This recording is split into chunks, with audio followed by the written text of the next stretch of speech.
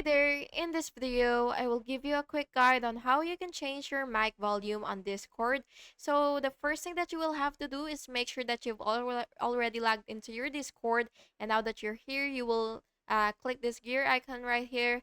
And what you will do is look for voice and video.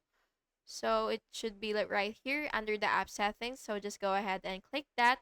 And once you're here, what you will have to do is under the input volume, you will drag the slider to adjust your microphone volume.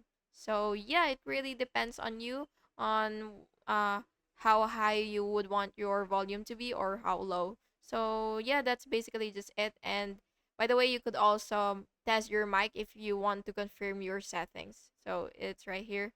And yeah, And yeah, that's basically just it. And I really hope this video helped. And if it did, please make sure to like and subscribe for more videos like this. Thank you and have an awesome day.